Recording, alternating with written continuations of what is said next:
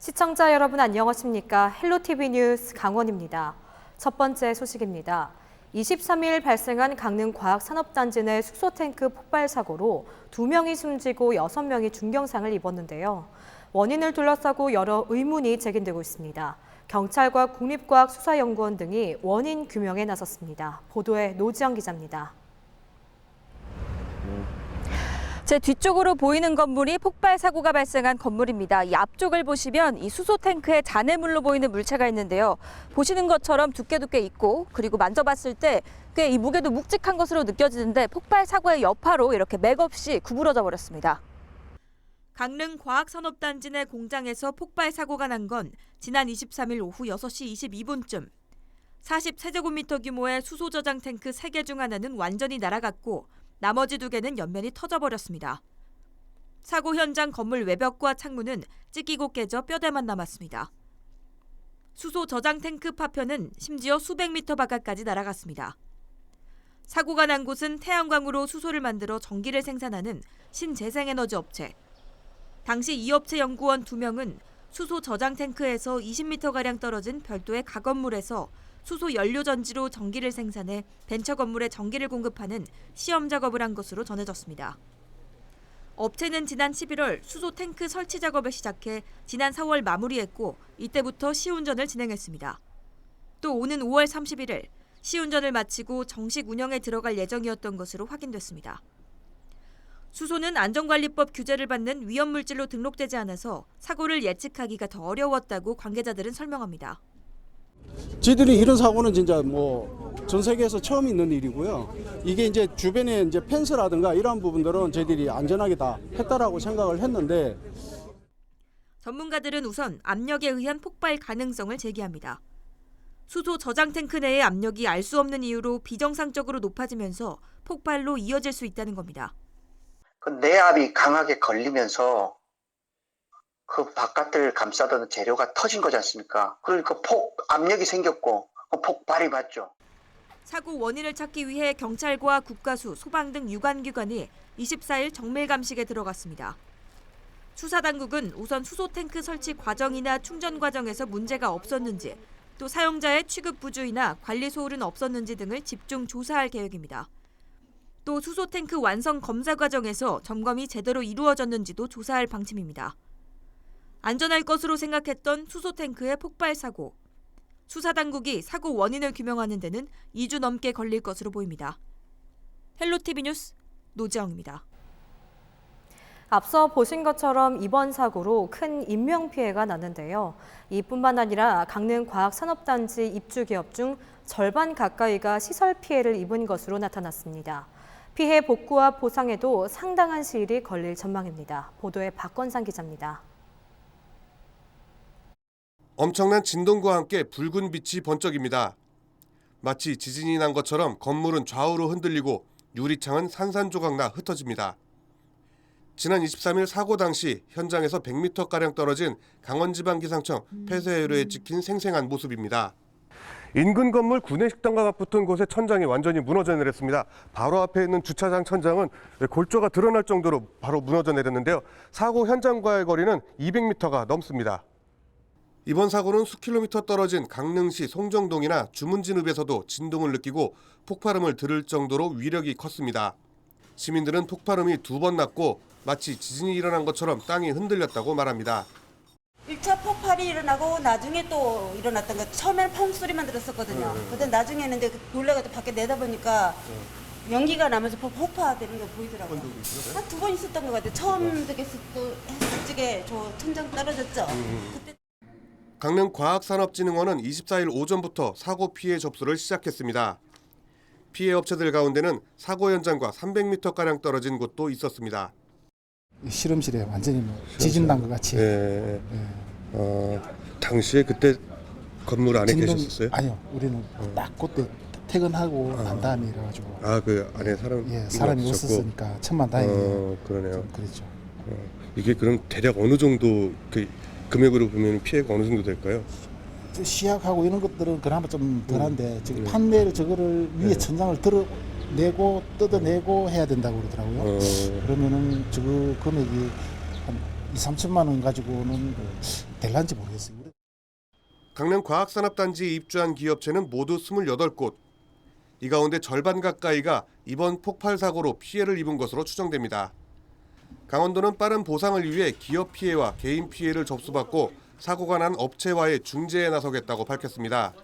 하지만 수사 결과에 따라 피해 업체들의 책임 여부가 달라질 수 있어 인명과 재산 피해에 대한 보상까지는 상당한 시간이 걸릴 것으로 전망됩니다. 헬로티비 뉴스 박건상입니다. 자유한국당이 강원 산불 주택 복구비를 9,400만 원까지 높이는 방안을 정부에 요구하겠다고 밝혔습니다. 황교안 대표를 비롯한 자유한국당 지도부가 산불 피해를 입은 고성에서 23일 밝힌 내용인데요.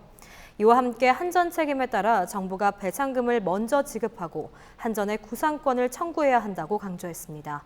보도에 신강현 기자입니다. 황교안 대표와 나경원 원내대표를 비롯한 자유한국당 지도부가 산불 피해를 입은 고성을 찾아 현장 최고위원회의를 열었습니다. 자유한국당은 주택복구 지원금을 9,400만 원까지 높일 수 있도록 정부에 요구하겠다고 밝혔습니다. 현재 산불로 파손된 주택 한 채당 지원되는 금액은 정부 지원금 1,300만 원에 복구비 2천만 원, 그리고 국민성금 3천만 원 등 6,300만 원입니다. 정부 지원금과 복구비를 3천만 원 이상 늘리겠다는 겁니다. 1주택당 복구 비용이 지금 실질적으로 매우 낮습니다. 그래서 지금 9,400만 원 이상, 그러니까 원래는 지금 1,300만 원 아닙니까? 그래서 이 부분을 이렇게 저렇게 해서 한 9,400만 원 이상 지원될 수 있도록 좀 해보려고 하고 있고요. 자유한국당 지도부는 국회가 열리는 대로 추경 예산안을 신속하게 처리해 집행이 이루어지도록 하겠다고 강조했습니다. 하지만 산불 이재민들은 현재 법과 제도로는 실질적인 지원이 어렵다며 특별법을 제정해서라도 피해 복구에 나서달라고 호소했습니다. 이재민들은 또 중소상공인이 제기할 수 있는 방안 마련을 위해 자유한국당이 정부와 한전을 설득해달라고 요청했습니다. 그게 반영이 법적으로 문제가 있다면 법을 고쳐서라도 실질적 지원이 될 수 있도록 아낌없는 지원을 해달라. 특별재난지역에 따른 긴급조치로 정부가 소상공인들도 지원할 수 있도록 국회에서 건의주실 것을 간곡히 요청드립니다. 이에 대해 자유한국당은 산불 피해가 한전 책임으로 사실상 드러났기 때문에 정부는 배상금을 먼저 지급하고 한전의 구상권을 청구해야 한다고 밝혔습니다. 정부는 예비비 지급 등을 통해서 배상금을 먼저 지급한 후에 한전의 구상권을 행사하는 방안을 적극 검토해야 할 것입니다.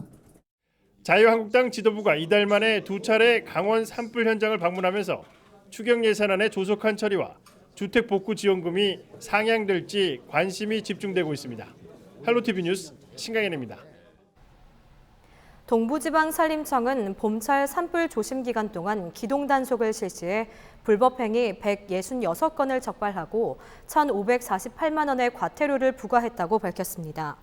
동부청은 적발된 불법행위는 산림과 가까운 곳에서 불을 피웠거나 불을 가지고 산림에 들어간 경우 등이라고 덧붙였습니다. 또 봄철 산불 조심 기간 이후에도 임산물 채취와 입산자 실화 방지를 위한 불법행위 단속을 이달 말까지 실시한다고 말했습니다.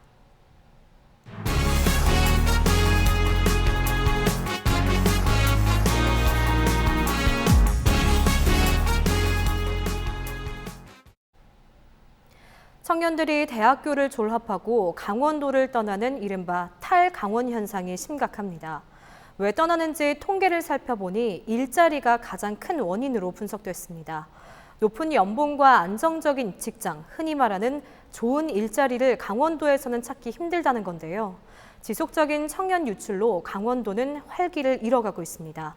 떠나는 청년들을 붙잡을 수 있는 방법은 없는 걸까요? 김선아 기자가 심층 취재했습니다.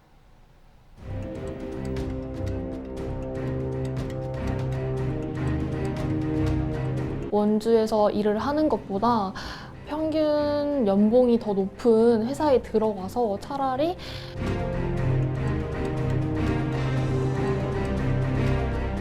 미래 동력을 잃어버리는 것과 마찬가지이기 때문에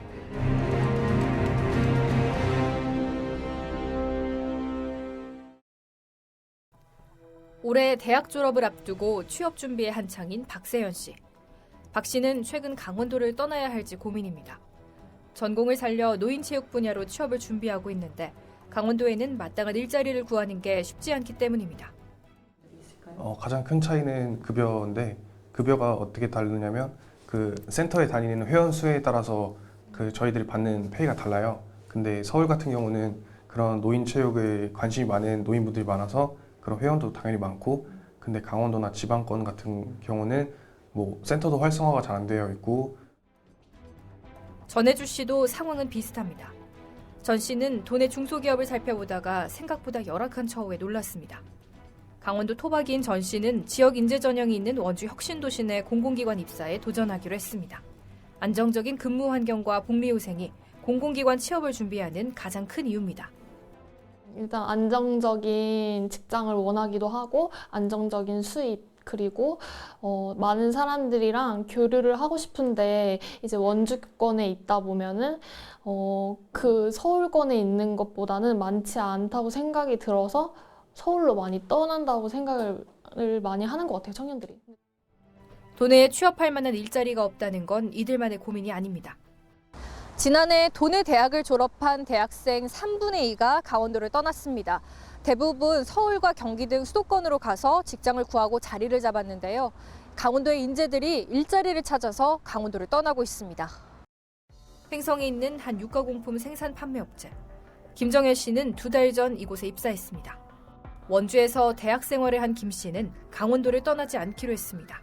물가가 비싼 수도권보다는 강원도에 사는 게 목돈 마련에 도움이 될 것이라는 생각이 섭니다. 이제 아무래도 제가 나이가 좀 있으면 이제 결혼도 해야 되고 그런 생각해야 되는데 뭐 물가나 집값이나 이런 게 강원도 쪽이 훨씬 싸기도 하고 살기도 좋은 것 같아서 계속 일하기 좋은 것 같습니다. 김 씨가 다니는 이 업체는 최근 1년 동안 도내 청년 15명을 새로 채용했습니다. 강원도가 고향인 근로자들이 다른 지역 출신 근로자보다 환경에 쉽게 적응하는 등 여러 장점이 있기 때문입니다. 그 외지에 있었던 친구들 같은 경우에 적응 기간이 약 3개월 정도가 소요가 되고 그 이후에 이제 따로 뭐 집을 구하거나 이렇게 되는데, 실제 이제 강원도 내 졸업생들, 특히 이제 청년 근로자들을 그 채용을 했을 때는 그런 적응 과정이 조금 없다라고 보시면 될 것 같고. 김정현 씨가 이 업체에 입사할 수 있었던 것은 강원도형 청년 일자리 덕분. 강원도가 지역 기업과 청년을 연결해서 인건비 등을 지원하는 사업입니다. 2년 동안 한 사람당 최대 연 2,400만 원을 기업에 지원해서 기업의 고용 부담을 덜어줍니다. 강원도는 2021년까지 청년 일자리 4,400개를 창출하겠다는 목표를 세웠습니다. 하지만 문제는 취업을 앞둔 지역 대학생들에게는 단기적인 대책일 뿐 이런 정책들이 크게 와닿지 않는다는 겁니다. 단순히 지원금을 지원하기보단 청년들이 원하는 양질의 일자리를 만들어야 한다는 목소리가 높습니다. 비용적인 측면을 무시할 수는 없을 것 같아요. 강원도에 있는 기업들 중에 물론 뭐 다 그런 거는 아니지만 아무래도 급여적인 부분이 적은 거는 좀 무시할 수 없고, 또 이 친구들이 급여가 비슷하다고 하면은 굳이 강원도권에서 자취를 하면서 있을 메리트 부분이 좀 부족하지 않나. 직장으로서 도내 일자리의 상황은 어떨까?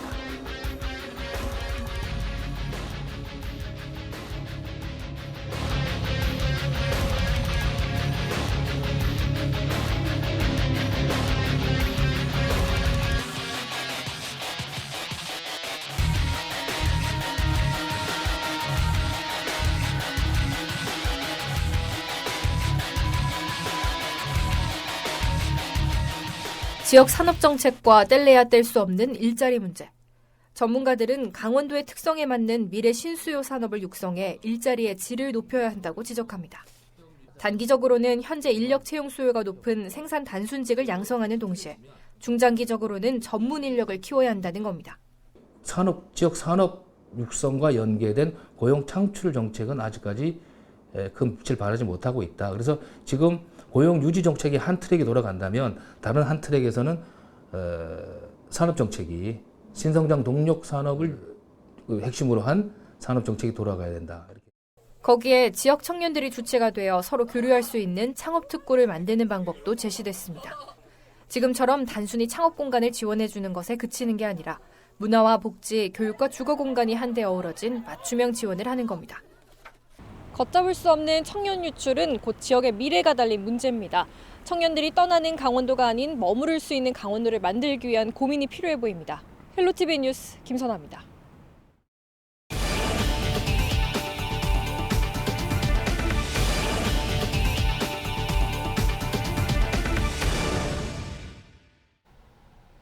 도내 아파트 가격이 심상치 않습니다. 벌써 6분기 연속으로 아파트 매매 가격이 떨어지는 것으로 나타났는데요. 특히 춘천과 원주, 속초 등 아파트 과잉 공급을 겪고 있는 지역에서 하락세가 큰 것으로 조사됐습니다. 실수요자들도 이 때문에 주택 구입을 망설이고 있다고 합니다. 보도에 성기석 기자입니다. 춘천 대표 주거지인 석사동 아파트 밀집 지역입니다. 각종 편의시설의 아파트 단지 10여 개가 모여 있어 실제 집이 필요한 사람들이 많이 알아보는 곳입니다. 하지만 요즘에 문의만 할 뿐 주택 구매를 망설이는 경우가 늘고 있습니다.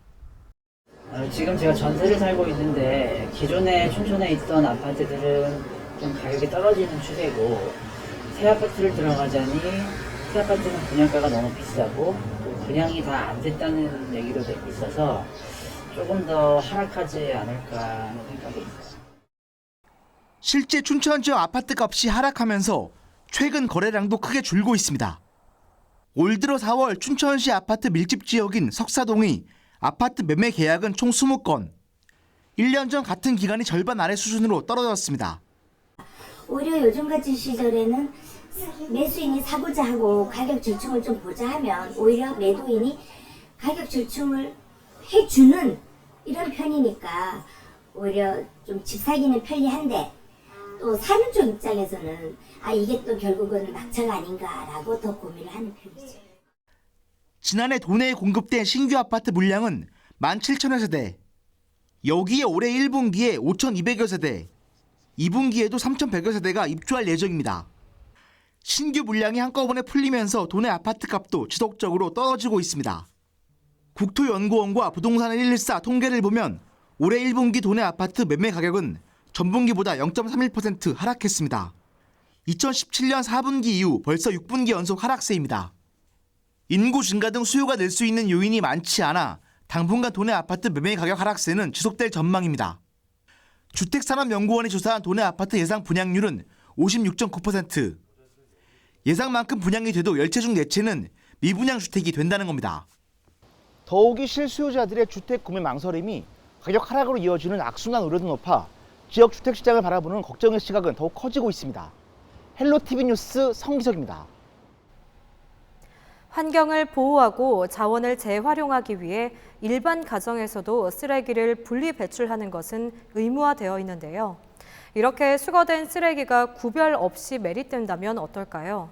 춘천의 폐기물 종합 처리 시설에서는 이런 일이 반복되고 있다고 합니다. 한재영 기자의 보도입니다. 춘천에 위치한 폐기물 종합 처리 시설입니다. 지역 곳곳에서 수거된 쓰레기가 매립되고 있습니다. 하지만 자세히 들여다보면 매립용뿐 아니라 소각용과 재활용품으로 보이는 쓰레기까지 그대로 섞여 있습니다. 매년 봄과 가을 2차례에 걸쳐 소각시설 정비가 이뤄지는데 그때마다 한 달가량씩 모든 쓰레기가 이같이 구분 없이 매립되고 있습니다. 춘천시 폐기물 처리시설 문제 해결을 위한 시민대책위원회는 22일 기자회견을 갖고 이런 무분별한 매립의 우려를 드러냈습니다. 소각시설이 정비가 한 달 넘게 진행되므로 그 기간에 모든 쓰레기가 매립장으로 매립되고 있음에도 관련 공무원은 별 문제 없다고, 그러니까 현행법상 문제 없다고 말씀을 하셨고요. 이 같은 상황이 계속 반복되면 지금 현재 매립장의 그 매립 사용 연한이 줄어들 수밖에 없는 상황이. 최근 춘천 지역의 쓰레기 발생량은 꾸준히 증가하고 있습니다. 지난 2016년 181톤가량이던 일일 생활 쓰레기가 2018년에는 248톤으로 늘었습니다. 하지만 춘천 처리장에는 일일 170톤을 소화할 수 있는 소각기 한 기뿐입니다.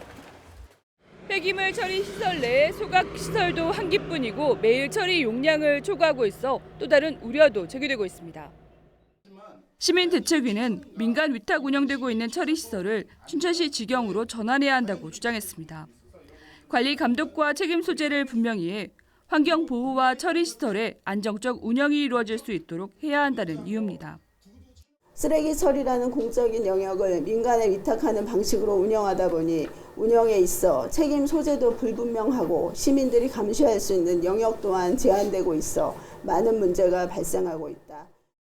이에 대해 춘천시는 지난해 환경공원에 대한 감사를 실시한 데 이어 오는 7월까지 폐기물 종합 처리 시설 전반에 대한 연구 용역을 실시하고 있다고 밝혔습니다. 직영과 위탁 운영 등 전반에 대한 장단점을 분석해 효율적 운영 방안을 찾겠다는 계획입니다. 소각시설은 이제 중간 처분 시설에 해당이 되고 매립장은 최종 처분 시설에 해당이 되는데 법적으로는 그 매립을 하든 소각 처리를 하든 그거는 별다른 그 규제 사항은 없습니다. 운영 방식에 대해서는 저희가 지금 현재 그 선택을 어떤 방법이 좋은지 지금 연구 용역을 시행 중에 있고요.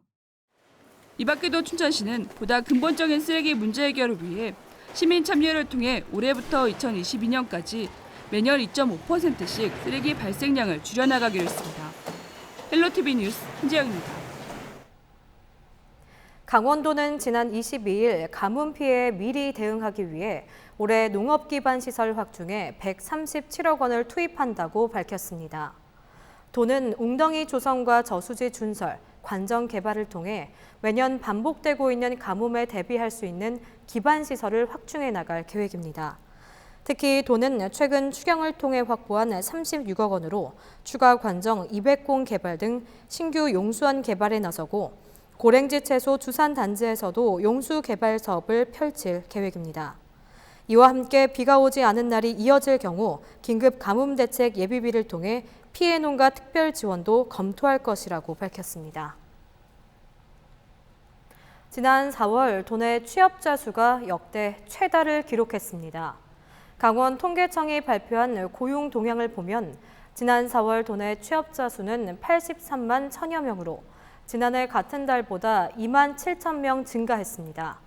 특히 임금 근로자 중에서는 임시 근로자와 일용 근로자는 감소했지만 정규직을 포함한 상용 근로자가 7천 명 증가해서 고용의 질적 개선도 이루어진 것으로 분석됐습니다. 사업별로는 공공서비스와 건설업, 숙박, 음식점 등이 증가했고 전기와 운수, 금융업 등은 감소했습니다. 원주 중앙시장 화재 피해 책임을 놓고 법정 다툼이 벌어지게 됐습니다. 원주 중앙시장 화재 피해를 입은 상인 26명은 원주시와 처음 불이 났던 가게를 상대로 손해배상 청구 소송을 진행하기로 했다고 밝혔습니다. 이들은 감정평가를 통해 시장 내 화재 피해 면적과 피해 등급에 따른 상인별 배상 금액을 산출해 소송을 제기할 계획입니다. 특히 소송을 통해 소방도로 관리 소홀에 대한 원주시의 책임을 규명하고 배상을 요구한다는 계획입니다. 이에 대해 원주시는 해당 소방도로 내 노점의 운영과 철거는 번영회 등 시장 관계자들이 결정할 일이지 시가 관여할 부분이 아니라고 밝혔습니다.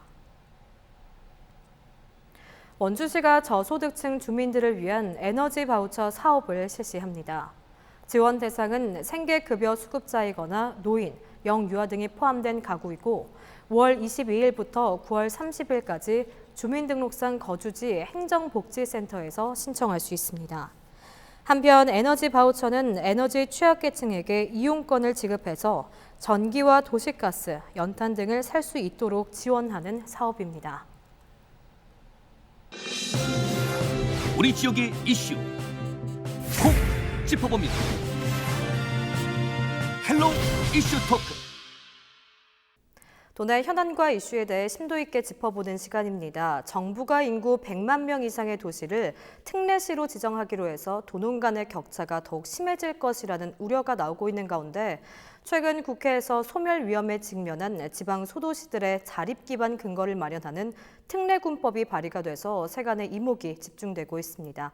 헬로 이슈 토크 이번 시간 전문가들과 함께 도내 극심한 인구 절벽 문제와 특례군 지정이 소멸 위기를 극복할 해법이 될 수 있을지 고민해보는 시간 갖도록 하겠습니다. 스튜디오에 최수영 디아 아이덴티티 메시지 전략 연구소장님, 나철성 강원평화 경제연구소장님 자리하셨습니다. 안녕하십니까? 안녕하세요. 네, 소장님, 인구 절벽, 지역 소멸. 옛날엔 참 낯선 단어였는데 강원도 생각하면 이제는 이런 단어들이 낯설지가 않습니다. 그만큼 인구 문제가 참 심각하다는 건데 정확히 심각성 좀 어느 정도 되는 겁니까? 국가적으로 인구 감소의 문제는 심각한 상황들이지만은 특히 강원도 같은 경우에는 인구 붕괴, 지방 소멸에 가장 최전선에 와 있다라고 하는 표현이 좀 맞을 것 같습니다. 네. 1970년도까지만 하더라도 강원도 인구가 한 190만 명 정도를 차지하고 있었거든요. 그런데 2019년 4월 현재 강원도 기준 인구가 154만 명 정도 되기 때문에 상당수가 줄어드는 것들이죠. 인구를 본다고 한다면은 가장 커다란 게 이 유출보다도 유입이 많고 네. 그다음에 사망보다도 출산이 많을 경우에는 문제가 되지 않지 않습니까? 네. 근데 강원도 같은 경우에는 해년마다 순유출만 한 3만 명 정도 되는데 여기서 문제점이 되는 것들이 뭐냐면 청년 유출 인구하고 그다음에 여성 유출 인구가 급속도로 많다라고 하는 게 가장 커다란 문제입니다. 네. 청년 유출 인구는 전체 대비 한 32% 정도 되고 이 여성 인구 같은 경우에는 전체 인구 유출 인구 대비 한 25%를 차지하기 때문에 절대 다수의 이 가임 여성과 생산력을 가지고 있는 이 청장년층이 나간다라고 하는데 가장 커다란 문제이고 이러한 그 직격탄을 맞은 우리 지자체 같은 경우를 본다고 한다면 현재 면단위 지역 같은 경우에는 전체의 앞으로 2040년까지 기준을 봤을 때 한 정보기관에 의해서 평가해 간다고 한다면은 한 90% 정도가 이 고위험군, 인구 소멸 고위험군에 처하게 되는 부분들이고 지역적으로 보자고 한다면 고성, 양양, 그다음에 횡성, 홍천 이러한 지역을 중심으로 가지고 무려 도내에 9개 시군 자치구가 실제 지방 소멸 그러니까 지역이 통폐합되거나 사라질 위기에 처해 있을 정도로 심각하다라고 하는 것들이 현재 진단입니다. 네, 소장님 말씀하신 것처럼 거의 9개 시군이 소멸될 위기에 있다고 하면 굉장히 좀 심각한 거라는 생각이 드는데 더군다나 우리 지역이 없어진다고 생각하면 이 심각성이 정말 뭐 오늘 쉽게 단순하게 받아들일 문제는 아니라는 생각이 좀 듭니다. 극심한 인구 감소를 심각한 좀 사회 문제로 인식을 하고 우리가 철저히 대비해야 될 이유가 있다면 좀 어떤 것들이 있을까요? 그러니까 이게 인구의 절벽, 그러니까 인구의 절벽과 초고령화 현상이 이제 다시 맞물리는 건데요. 이게 이제 간단하지가 않은 것은 이게 이제 그 사회 인구가 준다는 것 문제가 아니라 그 사회의 기반과 관련이 있기 때문에 그렇습니다. 그러니까 도내 지금 읍면동 10곳 가운데 나 소장님 지적해 주신 것처럼 6곳은 지금 사실 30년 이내에 소멸될 수 있다는 예측이 나오고 있어요. 네. 그리고 이제 우리가 고령화 사회의 기준을 이 고령 인구 비율이 7% 이상이면 고령화 사회로 보고 14% 이상이면 고령 사회, 그다음에 20% 이상이면 초고령 사회로 봅니다. 그런데 지금 내년이면 강원도는 초고령 사회에 들어갑니다. 그러니까 이제 이게 사실 심각해지고 있는 거죠. 더군다나 강원도는 지역 특성상 농촌 산간 지역이 많잖아요. 그리고 네. 이제 사회 인프라하고 고용 인구가 열악한 탓에 인구 유출이 계속 증가를 하는 거죠. 유입보다는 유출이 많아지고 그러다 보니까 인구 붕괴가 이제 가파른 속도로 지금 진행되고 있는데 아까 말씀하신 대로 지적하신 대로 문제가 지역 소멸은 단순히 인구 구조가 변화한다, 감소한다 이게 끝나는 게 아닌 거죠. 네. 왜 심각하냐면은 거기 살아가는 사람들의 주거, 교육, 고용, 의료, 복지, 이른바 사회경제적 전반에 걸쳐서 심각한 영향을 끼치는 거예요. 그러다 보면은 무엇보다 이제 사람이 없어지면 행정력이 그만큼 이제 사라지게 되는 거예요. 똑같이. 네. 그렇게 되다 보면은 이제 뭐 철도, 전기, 상하수도 이른바 사회 SOC 시설들에 대한 감축과 치안 서비스, 교육 서비스 이런 것들이 안전 서비스 다 이제 뒤처지게 되는 거예요. 이러다 보면 이것이 이제 그야말로 이 인구 감소, 인구 절벽, 그다음에 지역의 이제 소멸이라는 이게 악순환 고리가 생겨난다는 게 가장 심각한 문제로 꼽혀지고 있습니다. 사실 현재 강원도는 극심한 인구 감소로 인해서 다방면으로 이렇게 좀 대책을 마련하고 있는 걸로 알고 있는데 좀 실효성이 떨어진다는 말도 있다면서요? 실효성이 많이 떨어지죠. 네. 앞서 봤던 것처럼 인구는 계속적으로 1970년대, 80년대, 90년대, 2020년 들어와가지고 계속 감소 추세인데도 불구하고 여기에 대한 마땅한 인구 증가의 폭들은 보이지 않고 있기 때문에 커다란 문제인 것이고 국가 차원에서 한다 보다 하더라도 2006년부터 2017년까지 무려 126조 원이라고 하는 어마어마한 천문학적 숫자를 이 인구 증가에 관련돼서 투자를 하지 않았습니까? 네. 그런데도 불구하고 우리나라가 현재 2019년 4월 현재 뭐냐면 1.0명 아래로까지 떨어졌다라고 하는 이런 통계가 있을 정도로 네. 무효인 것이고 강원도도 크게 다르지 않습니다. 지금 2018년부터 인구 대책 5개년 계획을 해가지고 무려 6조 4천억 정도를 지금 투자하고 있는데 불구하고 오히려 지금 앞서 말씀드렸던 것처럼 읍면동 지역 같은 경우는 지자체 소멸을 우려할 정도로 되고 있다라고 하는 부분들인데요. 아무튼 지자체 차원에서는 각기 앞다투어 다양한 정책을 실시하고 있습니다. 대표적으로 교육 문제를 해결하기 위해서 무상급식일지 지금 같은 무상보육을 실시한다거나 그렇지 않을 경우에는 강원도에서 얼마 전에 실시하고 있던 육아 기본수당, 출산수당 같은 경우를 지급하는 부분들일지 그다음에 최근 근로시간 단축제 같은 경우에도 워너베리라고 하죠. 일하기 좋은 이런 직장과 환경을 만들기 위해서 다양한 투자를 하고 있지만 하지만은 현재까지 백약이 무효라고 할까요? 그 효과 같은 경우에는 나타나지 않고 앞서 말씀드렸지만 계속적으로 순유입보다 순유출이 더 강원도 같은 경우는 심각하게 나온 상황들이 직면해 있다 이렇게 말씀드릴 수 있겠습니다. 최근 심각한 인구 문제가 사실 강원도뿐만이 아니잖아요. 그래서 뭐 최근 인구 소멸 위기에 놓인 소도시들이 좀 모여서 특례군 지정에 좀 힘을 모으고 있다고 하는데 정확히 이 특례군이 어떤 건가요? 그러니까 간단하게 말씀드리면 이제 인구가 감소되다 보니까 정주 여건이 약화되잖아요. 네. 그러니까 그렇게 되다 보면 아까 말씀드린 대로 이제 소멸 위기에 처해지는 그런 지방 소도시들을 정부가 특별법으로 만들어 놓은 거죠. 특례로 지정하자. 그러니까 일반이 아니라 특례로 지정해서 회생을 시키자. 이게 이제 간단한 이제 그 핵심적인 이제 법안의 취지고요.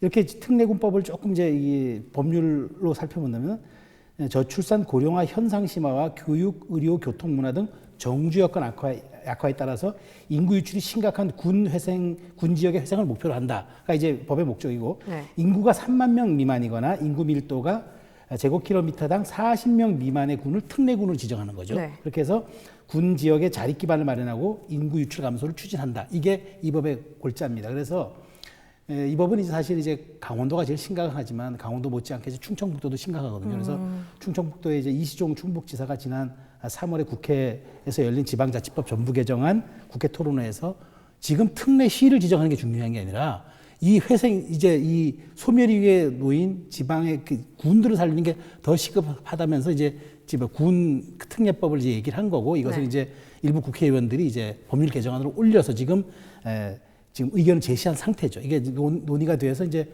상임위로 올라가려면 좀 시간이 좀 걸릴 것 같습니다. 그렇다면 이 특례군 시행이 되고 특례군이 지정이 된다면 좀 어떤 혜택을 좀 받아볼 수 있는 건가요? 그러니까 인구가 왜 중요하냐 그러면은 정부가 교부세를 지정할 때도 인구수로 산정을 해서 배분을 해요. 그러니까 이렇게 되다 보면 이제 인구수가 작은 데는 아무것도 안 되는 거죠. 혜택을 아무것도 받을 수 없는. 그런데 이제 이렇게 되면은 이 기구 정원의 자율권이 특례군에 주어져요. 기구와 정원을 니들이 알아서 자율적으로 해라. 이렇게 할 수가 있고 또 하나 지방 조정세를 신설해가지고 조금 이제 세금을 우리가 확보할 수가 있게 되고 그다음에 교부세를 아까 말씀드린 대로 인구수에만 나눠주는 게 아니라 특례군에 조금 더 주게 되는 거죠. 그렇게 되고 이제 SOC나 인프라 같은 것들을 좀 특례군이니까 좀 아무래도 특별하게 좀 더 지정을 해주는 거죠. 그러니까 이렇게 행정과 재정에서의 어떤 좀 말하자면 인센티브를 주자는 얘기거든요. 그렇게 되면 이제 우리가 사실 국가 균형 발전이라는 법이 뭡니까? 낙후 지역을 살리고 국가 균형 발전을 하자는 거잖아요.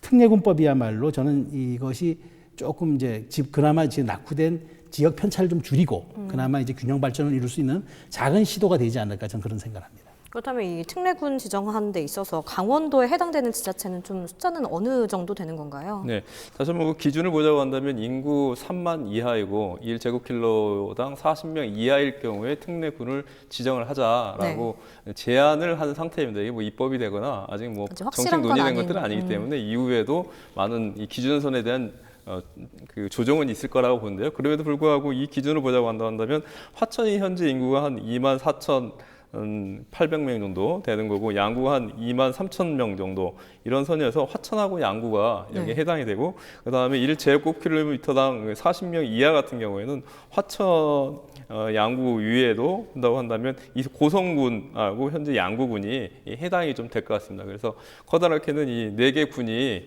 이 특례군에 현재 설정되어 있는 범위를 안에 들고 가는데 이제 문제는 강원도가 이 초고령화 사회가 너무나 심각하게 빠르게 진행되고 있지 않습니까? 네. 바로 올해부터 초고령화 사회로 인구가 20% 이상이 이제 65세 이상으로 직면하게 되면서 나타나게 되는 것들이고, 아마 10년 후에는 4개 군이 아니라 한 10여 개의 이 지자체 같은 경우에 해당되지 않을까라고 하는 부분들이기 때문에 이와 관련된 사항들과 논의들은 좀 빠르면 빠를수록 우리 해당 지자체에서는 일정 정도 거기에 관련된 정책적 활용도 기재도를 좀 높일 수 있지 않을까, 그런 예측을 좀 해봅니다. 네, 사실 그 전에도 기존에도 다방면으로 정책으로 좀 실행을 하고 있었는데 실효성이 떨어졌다고 아까 방금도 계속 말씀을 해주셨는데 이 특례군법은 많은 예산을 지원하는 것도 비슷한 맥락인 거잖아요. 어떻게 보면 똑같이 투자를 하는 입장에서 예. 이 특례군법이나 뭐 투자를 많이 예산을 정책을 하는 거에 있어서 어떤 게 더 실효성이 있다고 좀 생각을 하세요?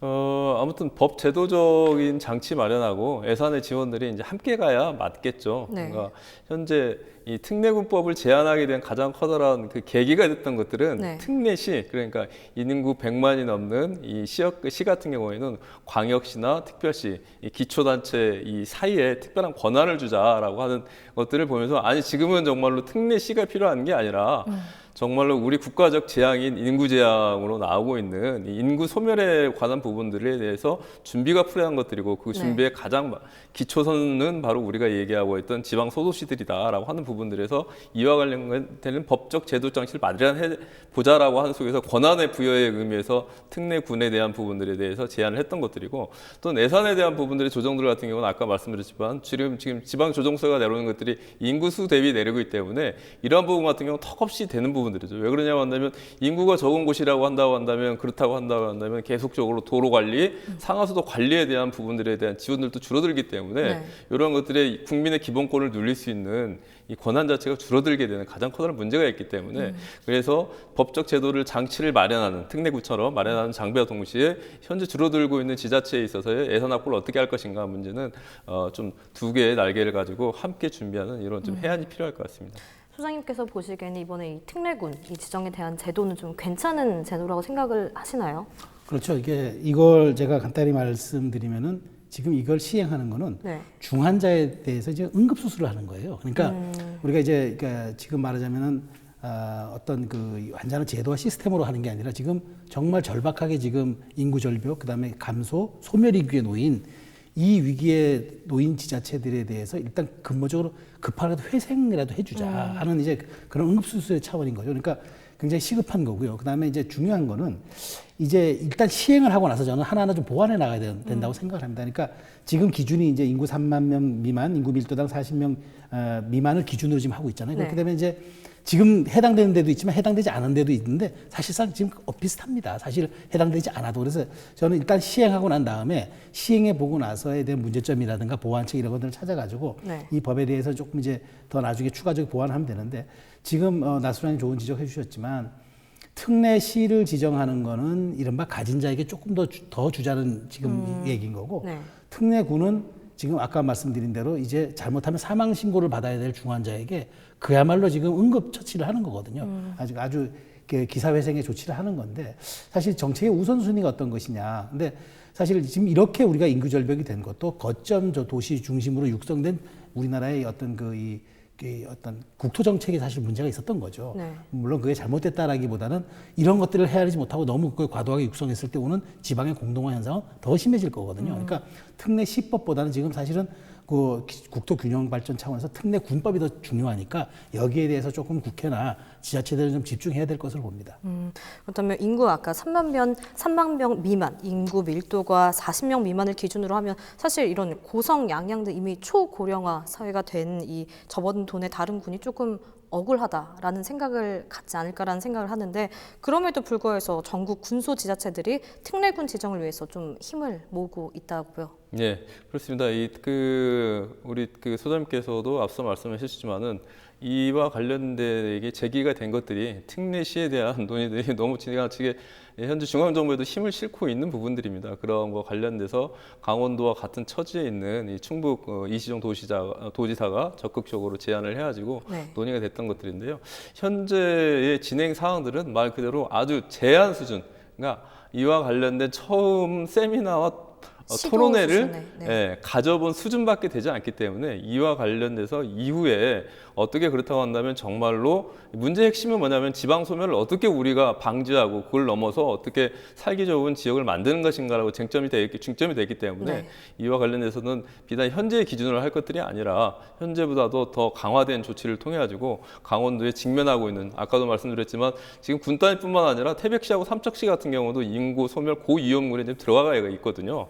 그렇기 때문에 이런 문제를 함께 풀 수 있는 기준선을 다시 한번 합리적으로 마련하고 이와 관련된 합리적인 선이 마련됐다고 한다면 강원도 같은 경우는 적극적으로 18개 시군 지금 원주하고 춘천만 제외하고는 나머지는 거의 대부분들이 일단 고위험군이라고 보면 됩니다. 그렇기 때문에 이와 관련된 적극적인 대책을 좀 진행을 해야 될 것 같습니다. 전문가들은 현 인구 정책이 좀 실패한 이런 정책이라고 말을 하는데 현실적으로 좀 고려하지 않은 허울뻔인 정책이 아니냐라는 말들이 돌고 있거든요. 그렇다면 강원도의 극심한 인구 문제를 좀 해결하기 위해서 우리가 앞으로 이 문제를 어떻게 노력하고 좀 접근을 해야 할까요? 저는 이제 아까도 특례시 얘기도 나왔었지만 이제 국가적 차원에서 그동안 대도시들의 물리적 양을 늘리는 정책들을 해왔는데 이제 이러면 저는 좀 안 된다. 왜냐하면 이렇게 되면은 우리 사회가 이제 뭐 광역시에다 특례시까지 해버리면은 정말 그야말로 이 부익부 빈익빈 그리고 격차가 더 늘어나게 되거든요. 그러니까 지방 이렇게 지금 작은 시군이 살려 그러면 그 시군을 중심으로 한 지방 거점 도시들이 또 육성돼야 됩니다. 그러니까 시군 자체도 중요하지만 시군을 둘러싸고 있는 그 이른바 거점 메인 도시가 잘 육성이 돼야 거기에 따라서 같이 이제 인프라가 깔리는 거죠. 그렇기 때문에 이 저출산 문제를 어떤 개인적 영역으로 돌리는 이런 그러니까 개인의 선택 문제로 돌리는 건 이거는 뭐 아이를 갖고 안 갖고의 문제로 보는 건 이거 굉장히 단견적인 정책이고 이거는 굉장히 이건 좀 졸속 정책이다 저는 생각을 합니다. 그래서 뭐 아이 둘 낳으면 돈 더 준다 이런 식의 정책 유인책 가지고는 이 문제를 절대 해결할 수가 없어요. 이거 정말 이거는 좀 꼭 유념해야 될 것들인데 이른바 경제적 유인책이 필요한 게 아니고 근본적인 시스템. 그러니까 저는 이렇게 말씀드리고 싶은 게 사회학적으로 이런 얘기했습니다. 모든 문제는 맞닿아 있다. 어느 하나의 문제만이 문제가 생겨서 되는 것이 아니라 모든 문제가 맞닿아 있는 거죠. 인구 감소에 있어 가지고는 인구의 문제가 아니라 거기에 대한 교육, 주거환경, 인프라 이 모든 것들이 맞물려 있는 거죠. 저는 그래서 강원도에 하나 제안하고 싶은 거는 주거, 뭐 환경, 치안, 도로, 뭐 삶의 만족도 중요합니다. 그런데 강원도가 갖고 있는 장점이 뭐가 있냐면 아주 휴식과 힐링이잖아요. 이게 유인책이 될 수가 있다는 거죠. 저는 이걸 더 그러니까 애를 하나 더 낳으면 돈 더 주겠다는 식으로 접근할 것이 아니라 보다 거시적 근본적으로 우리가 갖고 있는 장점을 활용해서 그걸 인구 유인책으로 쓰는 방법. 그리고 지자체는 그렇게 하고 정부는 시군을 둘러싸고 있는 거점 도시를 육성해서 이것이 배후로 좀 작용할 수 있게끔 하는 그런 좀 투트랙의 정책을 좀 시행했으면 좋겠다 하는 생각을 좀 갖고 있습니다. 수장님께서는 어떤 노력이 좀 필요하다고 생각을 하시나요? 예, 가장 중요한 거는 지금 말씀드린 것처럼 순유입보다도 유출이 많기 때문에 문제인 것이고 특히 청년층과 가임 여성들이 지역을 떠나고 있다라고 하는데 문제지 않겠습니까? 그런데 이 문제의 핵심 저는 일자리에 있다고 봅니다. 근데 일자리의 문제를 해결하는데 현재 저는 정부와 지자체의 일자리 정책이 잘못되어 있다고 봅니다. 왜냐하면 일자리 정책을 젊은 층들과 여성들이 요구하는 것은 뭐냐면 질 높으면서도 함께 삶을 영위할 수 있는 이러한 일자리들을 요구하고 있는 데 비해서 현재의 지자체 일자리들은 단순직, 그다음에 임시직, 고용을 늘리는 데만 숫자를 늘리는 데만 집중돼 있으면서 어마어마한 예산을 쓰고 있거든요. 이렇게 돼서는 안 된다고 봅니다. 그렇기 때문에 고용 정책뿐만 일자리 정책뿐만 아니라 반드시 함께 가야 되는 것은 산업 정책이거든요. 산업 정책과 함께 정말로 좋은 기업들 그 좋은 기업들 속에서 정말로 함께 일하고 돌봄체계가 갖춰지는 이러한 시스템을 구축된 이런 일자리들을 함께 마련하는 것에 필요한 것들이고 또 한편으로는 뭐냐면 원주 같은 경우에는 그런 혁신도시를 통해 가지고 일자리가 만들어지긴 했지만 그럼에도 불구하고 인구가 확 늘지 않는 이유를 찾아보자고 한다면 그 이면에는 교육이라고 하는 문제가 함께 연결되어 있거든요. 그렇기 때문에 강원도에서 특히 힘써야 될 것들은 앞으로에 있어서의 핵심 산업정책 방향과 동시에 교육의 문제를 어떻게 전형적으로 해결하느냐에 따라서 향후에 많은 문제들도 함께 연동되어 있지 않나 그런 예측을 해봅니다. 네, 여기까지 듣도록 하겠습니다. 지금까지 최수영 디 아이덴티티 메시지 전략 연구소장님과 나철성 강원평화경제연구소장님 이야기 나눠봤습니다. 오늘 말씀 감사합니다. 네, 감사합니다.